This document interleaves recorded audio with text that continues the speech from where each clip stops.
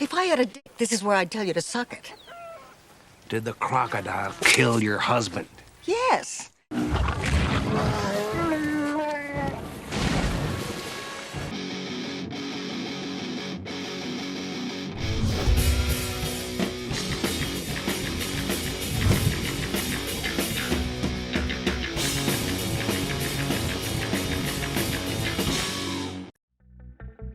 I'm a man meant for warm weather, a tropical blood really. Between the wet and heavy snow, the annual polar vortex, and this city's pride in its wind, I live for the 2 months of good weather. I belong in Destin or St. Augustine, with my shirt open drinking rum as I contemplate the complexities of life. I guess I gotta worry about alligators and crocodiles, but it's a give and take really. And with that, I must defend a movie that up until a few days ago, I thought everyone agreed was great, was well received. But here I am, and with a heavy heart, I must tell you that somehow, Lake Placid is considered the f***ing black sheep. When I defend films in this channel, I tend to know what I'm getting into. I have no illusions that when I support the Shining miniseries, Jaws the Revenge, that people are gonna line up and congratulate me. No, they're not. I'm gonna get yelled at and called out. For sure. When something is shit and you don't agree. If it looks like shit and it smells like shit, it's still shit. Squirt some perfume on that shit and it's still shit. Often still smells like shit too. And listen, this dude might be right. To be fair, my old boss basically said the same thing. You are shit! Hit the bricks, pal, and beat it, cause you are going out! But once in a while, I learned that something I just assumed we all agreed on is unloved, is the black sheep. I didn't learn that everyone hated Ghostbusters 2 until I was like 29. What kind of world are we raising for our kids where we can't even come together and praise the almighty and all-powerful Vigo the Carpathian? On a mountain of skulls in the castle of pain, I sat on a throne of blood. I'm generally surprised at the hate Lake Placid gets. Yeah, it's not breaking new ground here, but I don't think that was the plan. In fact, I believe they made and advertised the exact movie we got. And once again, I feel the need to step in. So, here we go. Somehow this got grouped in with the Scream-style wit that took over Hollywood in the late 90s. Let me be clear, Scream changed everything. It revived the slasher subgenre, gave new life to horror, and had intelligence and self-awareness that was, at the time, a breath of fresh air.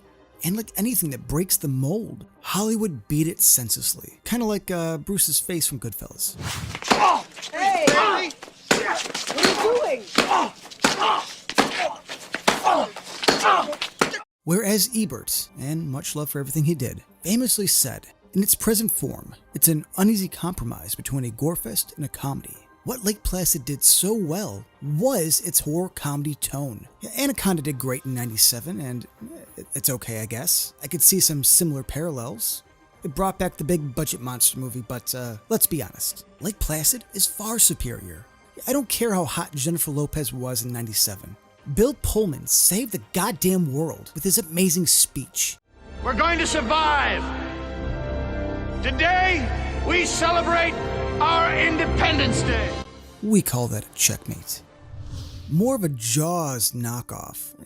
Jaws 2. This takes the well-worn formula and makes a great horror comedy. The story goes, a young Zobel cheats on Bridget Fonda with SVU's Olivia.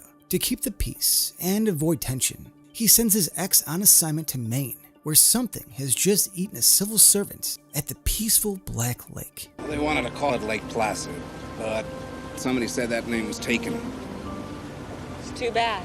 Sheriff Brendan Gleeson and Bill Pullman need to figure out what this thing is and stop it before everything gets out of hand.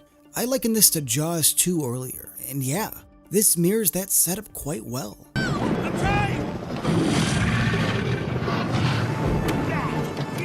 I tend to like darker films, but I have a soft spot for anything that mixes gore with levity. Since a crocodile killing in the beautiful scenic Maine doesn't seem to scare anyone, this isn't about tension, as it's more about dialogue and character interactions. Bill Pullman plays Bill Pullman, and is calm, cool, and collective like always. I aspire to be the level of cool Bill Pullman is in life's most challenging times.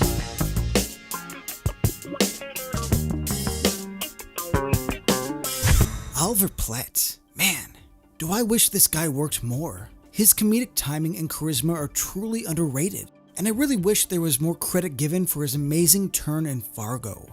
Either way, Oliver plays Hector, a rich and powerful crocodile enthusiast, and I'd never thought that him playing a playboy and seducing a deputy would work.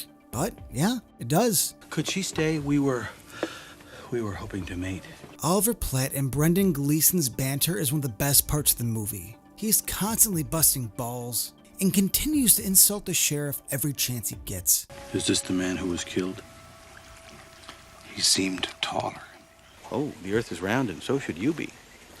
Am I foolish to explain things? He had such trouble with my name. Gleeson has a grumpiness to him that I relate to on a molecular level. More annoyed that a man was killed and that a monster croc is causing problems. He really embodies the I'm too old for this shit persona, better than most others. You get him. I did, you. I'm with you, Sheriff. We can't forget about this film's heart and soul, the queen herself, Betty White. It had been a while since her heyday in The Golden Girls and Mary Tyler Moore. With Lake Placid, she came in and stole the show as Dolores. Though a small role, she is integral to the plot, and the main reason for all the drama.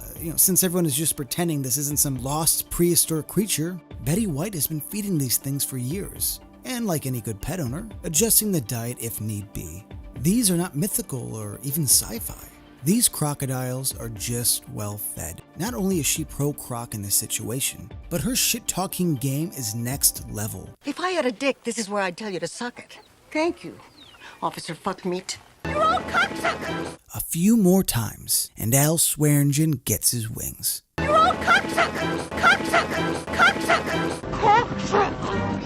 Everyone's a winner, baby, that's true! That's true.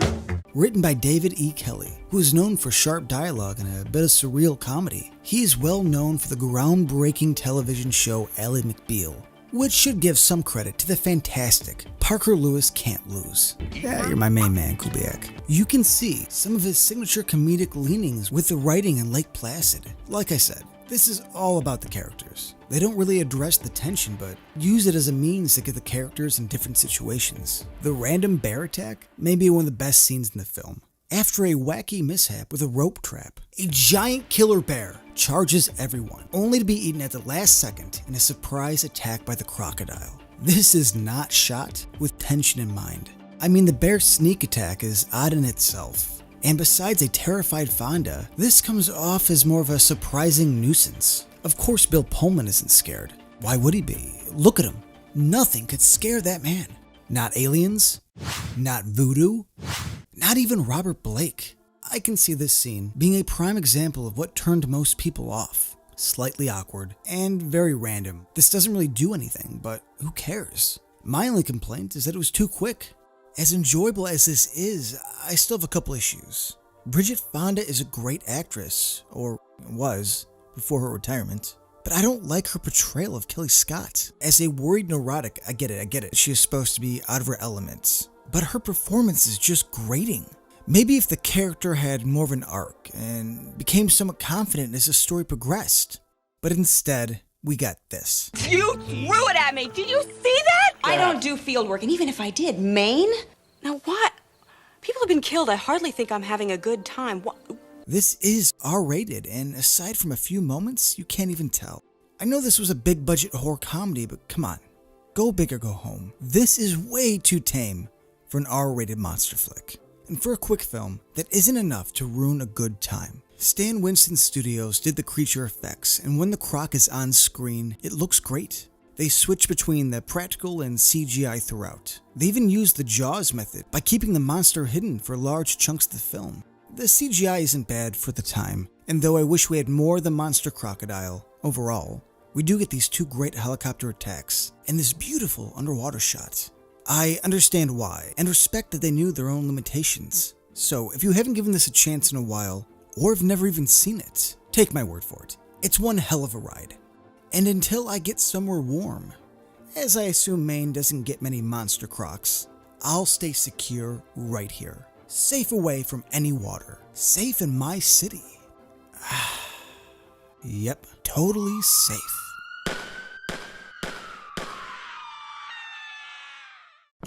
Breaking right now, it's not what you want to see in the water at a popular park, but take a look at this guy. An alligator captured on camera today in the Humboldt Park Lagoon. Oh, come on. Fuck me.